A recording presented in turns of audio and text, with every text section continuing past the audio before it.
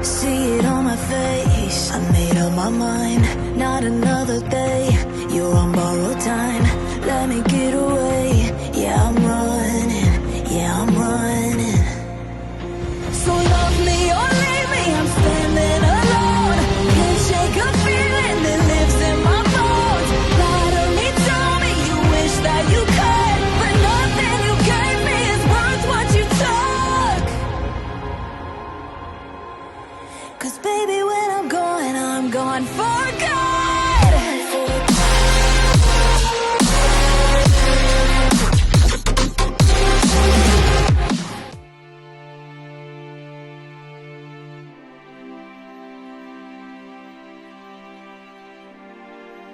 Melanjutkan dari kisah sebelumnya.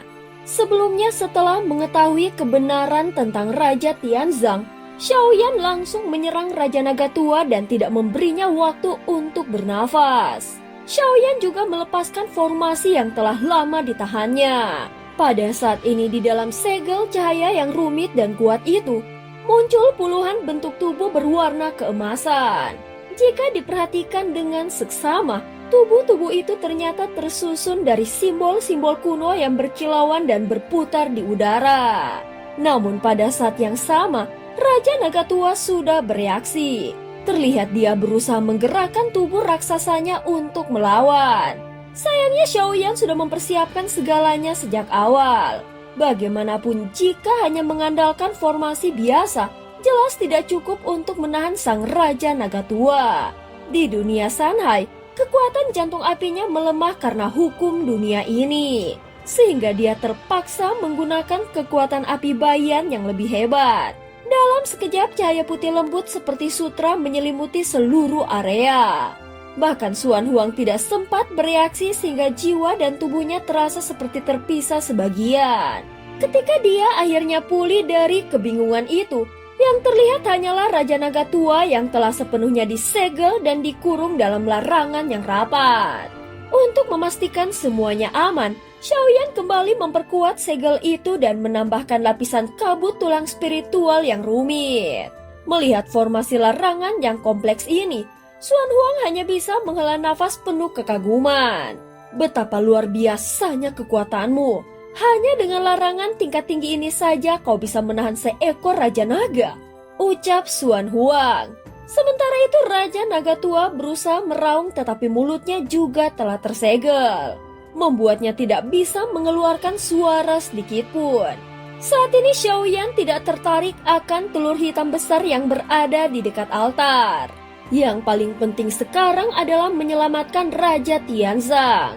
Dia ingin tahu apa yang sebenarnya telah terjadi pada Raja Tianzang. Pada saat ini Xiaoyan mendekati tubuh Raja Tianzang yang terbaring sementara Xuan Huang berubah menjadi wujud manusia dan berdiri di depan mereka menjaga dengan penuh kesadaran. Adapun telur hitam itu berada tepat di depan mereka memancarkan aura yang membuat bulu kuduk berdiri. Xuan Huang yang paham etika dunia kultivator berdiri sebagai penjaga hukum bagi Xiaoyan dan memastikan tidak ada yang mengganggu prosesnya. Xiaoyan menepuk lembut bahu Raja Tianzang, berusaha membangunkannya tetapi tidak ada respon seperti yang dikhawatirkannya. Segera dia menyadari ada sesuatu yang tidak beres. Dia merasakan di dalam tubuh Raja Tianzang ada dua jiwa yang berbeda. Mereka saling bertaut dan bertarung di dalam satu tubuh. Ini bukan perebutan tubuh biasa, melainkan semacam penggabungan yang paksa. Wajah Xiaoyan mengeras. Dia langsung mengerahkan kekuatan perebutan jiwa klan Cimi. Dengan jiwanya sendiri dia masuk ke dalam tubuh Raja Tianzang, berusaha memisahkan dan mengusir jiwa asing itu. Seperti dugaannya, salah satu dari jiwa itu ternyata milik Raja Naga Tua. Mereka sedang berusaha meminjam kekuatan Raja Tianzang untuk menekan dan memulihkan kekuatan jiwa mereka. Begitu jiwa Raja Naga Tua berhasil diusir keluar, muncul lagi satu jiwa yang lebih kuat dan lebih murni. Jiwa itu langsung bentrok dengan kekuatan perebutan jiwa milik Xiaoyan. Pada saat yang sama, tubuh Xuan Huang tiba-tiba merasakan bergetar. Xiaoyan, telur itu bergerak, ucap Xuan Huang dengan keras. Saudara Xuan Huang, tolong lindungi aku. Aku sedang menyelamatkan temanku. Jawab Xiaoyan tanpa menoleh. Mendengar itu Xuan Huang langsung berubah ke wujud aslinya.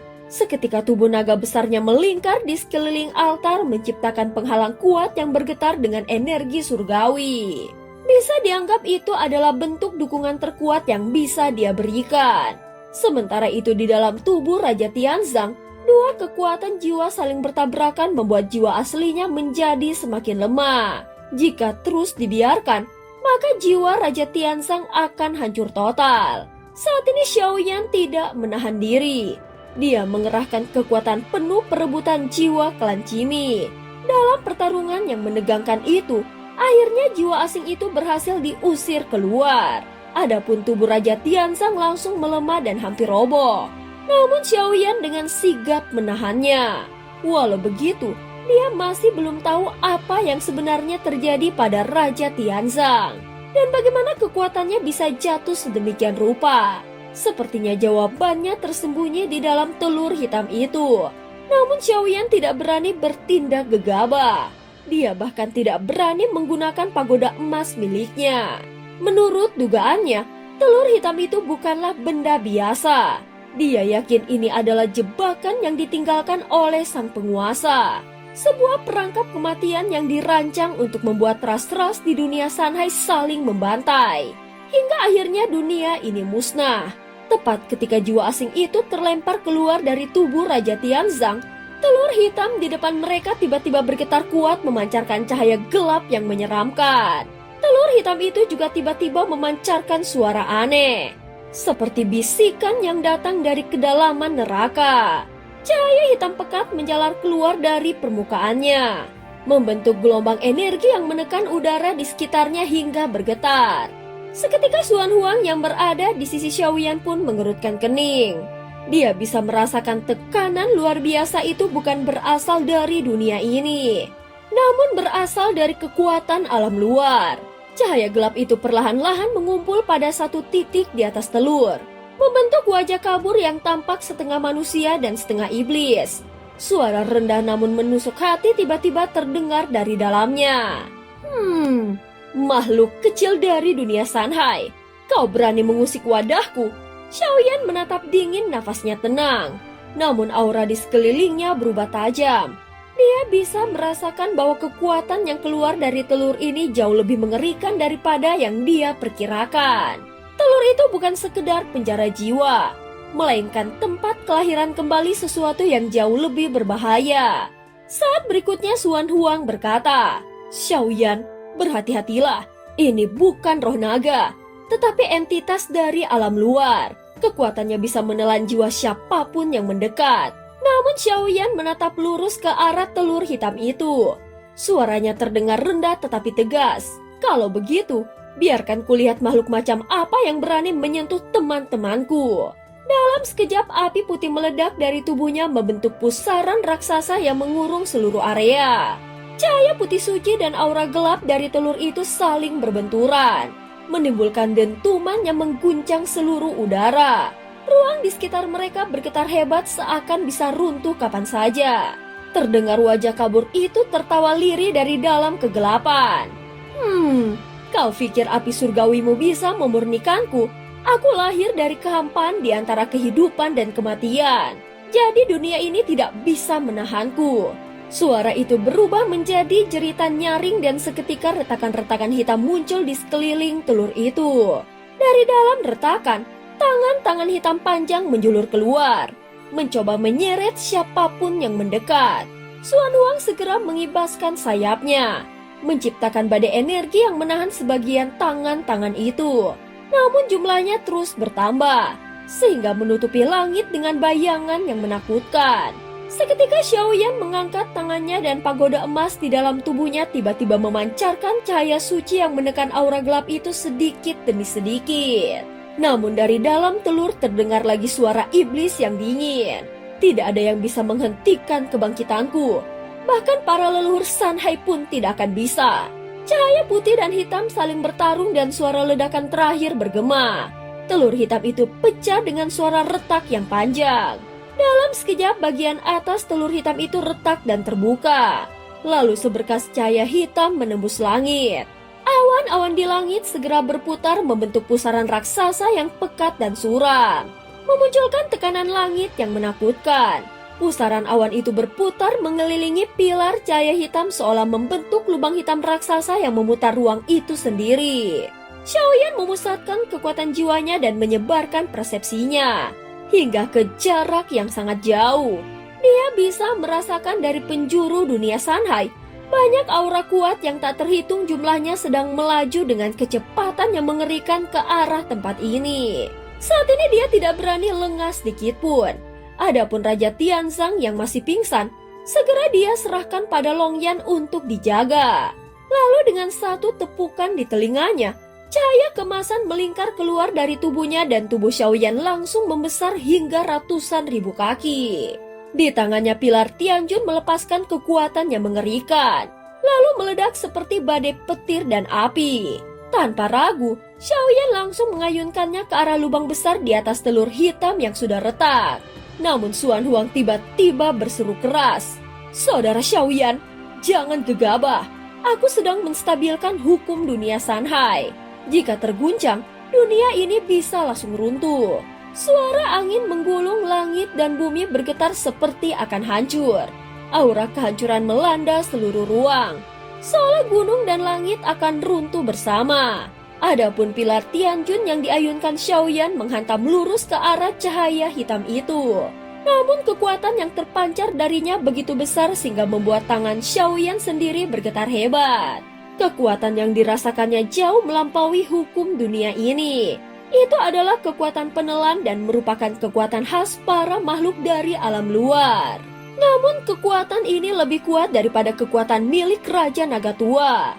Tubuh Xiaoyan terus tumbuh hingga setinggi ratusan ribu kaki. Dan pilar Tianjun yang dia pegang pun ikut membesar, memancarkan cahaya keemasan yang menembus langit. Dia menghantam lagi dengan segenap tenaga membuat langit seakan terbelah menjadi dua. Xuan Huang yang menyaksikan dari kejauhan tidak bisa menahan diri untuk berdecak kagum di dalam hatinya. Dalam benturan dahsyat itu, telur hitam meledak dengan suara yang menggelegar. Gelombang hitam menelan seluruh area lalu berbalik berputar ke belakang, seperti badai yang menyapu segalanya. Dan dari dalam gelombang hitam itu, seekor naga hitam raksasa perlahan muncul.